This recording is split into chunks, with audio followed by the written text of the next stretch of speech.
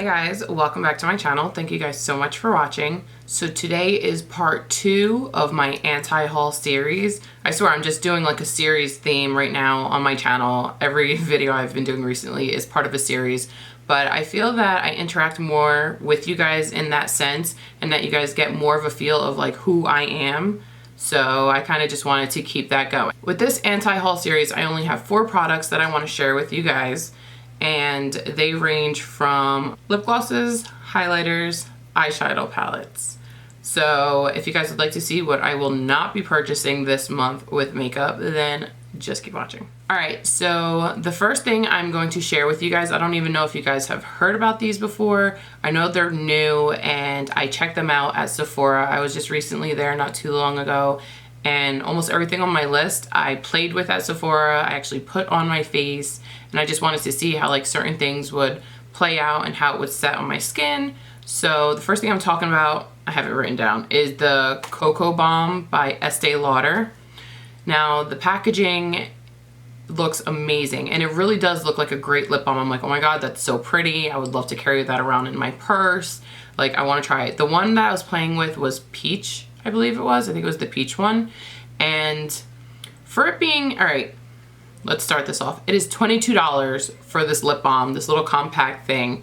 And it's again, it's $22 and it's kind of sticky. I don't know if I put too much of it on, but it was more on the sticky side for me. I wore it, I think I had it on for maybe about an hour or so before it rubbed off after like drinking coffee and stuff after that. But for it being $22, I feel like it should have lasted a little bit longer. It was really sticky. It almost felt like, oh, I don't even know, like maybe like a drugstore lip balm, which I can't even knock drugstore lip balms because those are my favorite. Like, I love drugstore lip balms. But for $22, I'm expecting more. So I hope that you guys are understanding what I'm trying to say. It's just like, for it to be sticky and not last long, and feels, I mean, it was a little hydrating, but it didn't last long enough for me. I feel like chapstick, like just the regular brand chapstick, lasts so much longer than what this lasted. So, sorry, Estee Lauder, I will not be purchasing that. I'm just not. The next thing I'm going to talk about, oh my god, it's like all over Instagram and all over YouTube, is the Becca Champagne Collection. What is that? The Becca Champagne Collection face palette. All right, so don't get me wrong. I do have the Becca Champagne Pop highlighter. I do, and I love it. I use it almost every day. I do. I use it almost every day. But I feel like there's so many. There was like, what was it? The trio for the Becca Champagne Pop. And now they're coming out with this other palette, which this palette is absolutely gorgeous. The packaging is amazing. I cannot knock it because I would love to have it just to like display it somewhere behind me because it's so pretty. But will I purchase it? No. I already have the highlighter, and I feel like all those other shades I've had in other things, and for it to be $52, which I think is like $136 value or $156 value, I forget. I should have wrote it down, but I didn't. I feel like it's just not practical for me to purchase this palette. I feel like if you don't have many different highlighters and blushes, then hey, go for it. But for me personally, I have so many blushes, so many different highlighters that it's not even worth it. And I already have the Champagne Pop, which is I love it. So if I wanted to buy Champagne Pop again, then that's what I would buy. Not the whole package of, you know, that palette. So that's something I'm definitely not going to be picking up, but it is pretty. You know? Alright, so the next product that I'm going to talk about is the Urban Decay Alice Through the Looking Glass palette.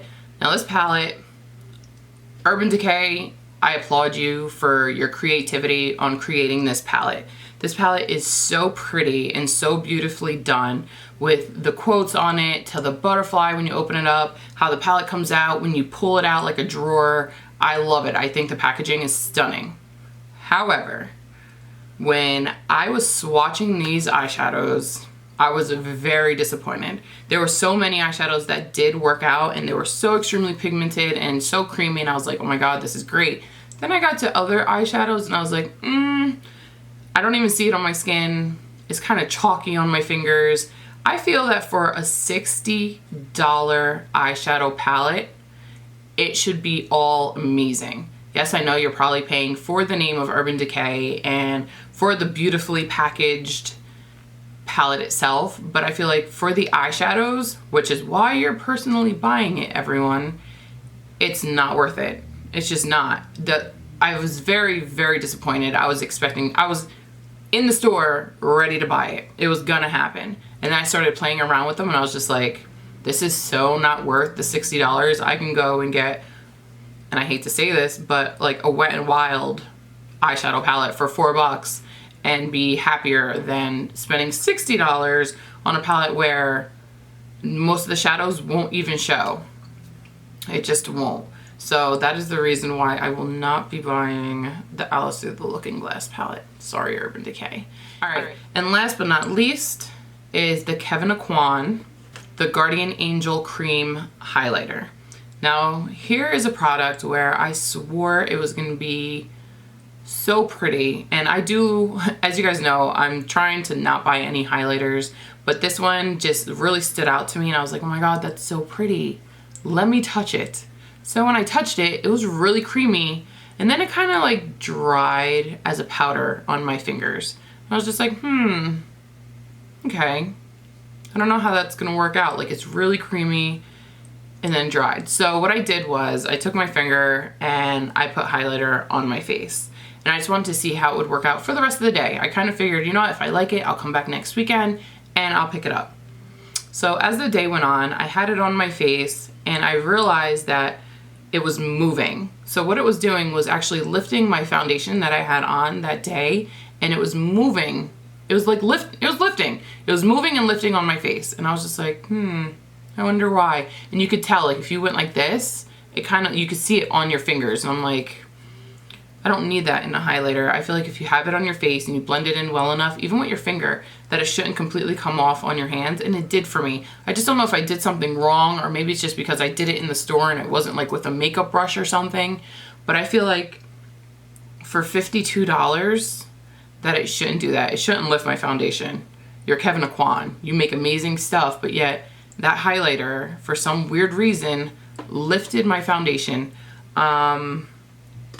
It's also very light. I feel like it should have not strobed me more, or like really, you know, like highlight on fleek, how people say. It was so subtle, which I do like. I feel like you don't always need to be so super glowy, but again, for $52, you can go and buy another highlighter from almost anywhere and get that subtle, like, glow.